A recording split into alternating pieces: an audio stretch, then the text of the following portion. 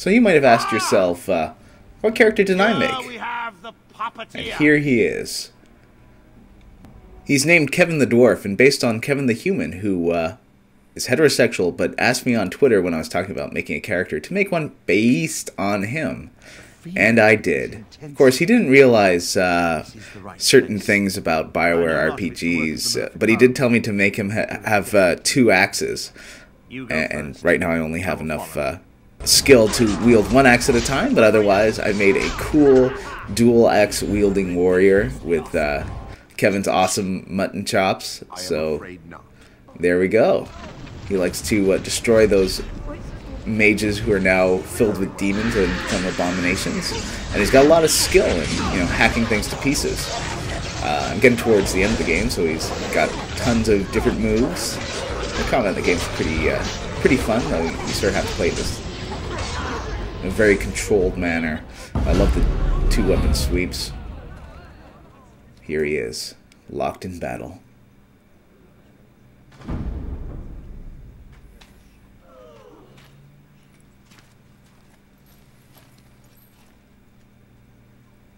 You'll notice cutscenes are just made infinitely better if you remember to remove your armor before they start. And here we go! So then, Kevin the Dwarf does have certain predilections, which heterosexual Kevin the Human doesn't have. Like, say, going to the brothel and looking at the men they have. Here they are. Aren't they beautiful? Now, before you pick one, let's go over the guild rules. They're kind of okay. You see these lovely gentlemen by the door? Are they for rent? If you don't play nicely with my people, these boys will have words with you. Oh. You'll pay up front, 40 silver. I'm getting tired of throwing soldiers off the pier for forgetting their coin. We're a craft hall, not a public charity. Yeah. So, shall I let you get acquainted? Yeah, sure. Go ahead and I didn't choose, feel like then. bargaining. You know, it's not a discount whorehouse. So, there's the male dwarf. I keep telling them, no one can resist the dwarf. And here's the sexy scene. Best of the vein, to be sure. Ooh. Now, it is a bit like Fable 2 in that there's no actual... When you go with the prostitutes, there's no actual real loving sex scene. It just fades to black. But that doesn't stop me from going back and finding out all the things that the dwarf will say, which is 2. Resist the dwarf. This one's better. Abomination. No way that's natural. I like that one.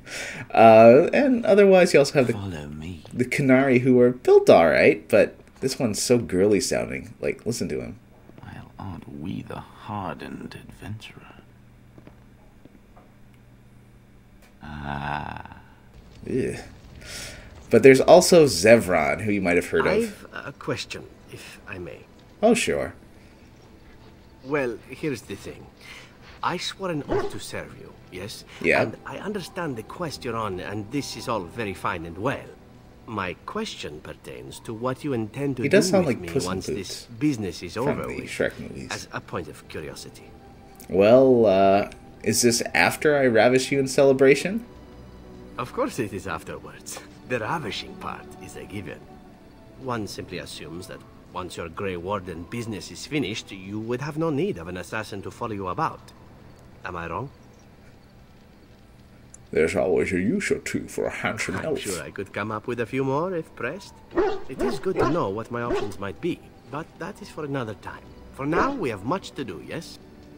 Wait, I wasn't finished with you. I want to discuss something Again? personal. I'm game. Care to join me in my tent? Is there something in your tent that needs assassinating? That is my specialty, or so I'm told. That's quite an offer, especially coming from another man. If we are both speaking of the same thing. Does this koi thing work for you much? On the odd occasion, yes. Ooh, wait, and... Ah, Kevin the Dwarf is a lover, too. Not just a fighter.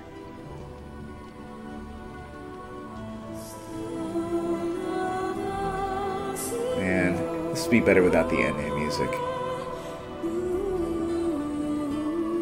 Hey. Oh.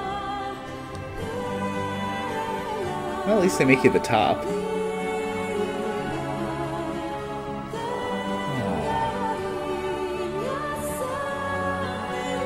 So much passion. And that's it. That's the controversial sex scene. Now here's the awkward post-coital talk. See? I knew this would happen eventually. I should have warned you right from the moment you refused to kill me. It was inevitable. Wow. Oh, I wonder what happens if you would have badmouthed this sex. That I was not even aware of them. A work of art in motion, perhaps? So then, as the priestess so famously said to the handsome actor, what now? Let's see, we could say, I was about to ask you the same thing. Allow me to make it simple for you, my Grey Warden. What comes next is entirely up to you. I was raised to take my pleasures where they could be found, for they do not come very often. I shall ask nothing more of you than you are willing to give. And what about love? I was born of a whore and bred as an assassin. All I know is of pleasure and death. What room is there on these things for love, huh? At any rate, we should be on our way. A new day awaits us, or so the rumor goes. So yeah, they gave a nice... Ooh, you get a skill for banging him. They give him a nice backstory. Dinner? Flowers? Gifts of lethal... But if you try to get with him again, you don't have the same sexy sex scene. You just have the making out, and you don't get any more positive points for doing him, sadly. But I'm glad that they had, even as limited as it is, a gay romance that is respectful. Intrigued by tight leather clothing? Well, yeah. I grew up amongst Antivan whores, men and women both. My introduction to the subject of sex was, shall we say, rather practical. My only rule regarding sex is that it be done well. It's a certain open-mindedness that the crows seek in their recruits, for very good reasons. So they work his bisexuality into the canon, which is kind of interesting. And once again, yeah, they make him an intelligent character. He's not a gay stereotype. He's not lisping. My work as an assassin, some pleasant and many not so. The crows recruit elven assassins because we are considered beautiful by humans. I'm sure you can imagine the rest. I cannot change my past, obviously. You are a most intriguing man, but if what I represent makes you uncomfortable, well, it would be better for both of us to know that now, yes? I'm cool with it. Oh, and those aren't the only gay characters in the game. There's also Wade's Emporium out in Denerim. Did you bring more scales? I want to try again. I've learned so much. Wade, please leave the customer alone. How can I help you? These two guys are pretty obviously a couple. Working on your order for a long time. We've lost some customers, but things are back to normal, thank the maker. I like how they're constantly bickering with each other. Come again. Oh. But he does look exactly like Don't Alistair. tell me you're wearing that garbage. And Master Wade. I think a lot of people would like Master Wade. I mean, he's got, you know, big mustache, beard, shaved head. Kind of looks like he's out of a gay bar. Be kidding. We're done. No. Hurry, more scales! But alas, not enough. Find more, and I'll happily craft another set. This time, I'll do it right. Well, he is a bit of a stereotype, but I think the whole Zevran thing and the whole male dwarf prostitute thing is enough that you don't have to be too offended that... Come again. I wonder who's the bottom. So yeah, you look at your party, there's only a couple of bearish guys. It's basically Ogren and Sten, but Sten's got horrible cornrows here. And Ogren's cute, but kind of annoying. He's just talking about his dead wife all the time and won't get over it, and you can't try to make out with him. I would put Barky and Shale in it, but you have to choose Morgan and Wynn because you need a mage and a healer. Now, Shale's interesting because he kind of sounds like Harvey Fierstein. I am, as I've said, for now. Does it wish me to leave? I can, though I see no reason to go. This sort of British version of him. And he's kind of queenie, so... No doubt. If anyone has a thing for gay rock men... Inventory on its own. You're welcome to Perhaps enjoy we should Shale. Continue. Its chances of success are small enough without further dawdling. You probably don't want to hear stories about men you didn't know. Oh, I do. There was one Grey Warden who came all the way from the Anderfells. What was his name? It was Gregor. He was a burly man with the biggest, fuzziest beard you've ever seen.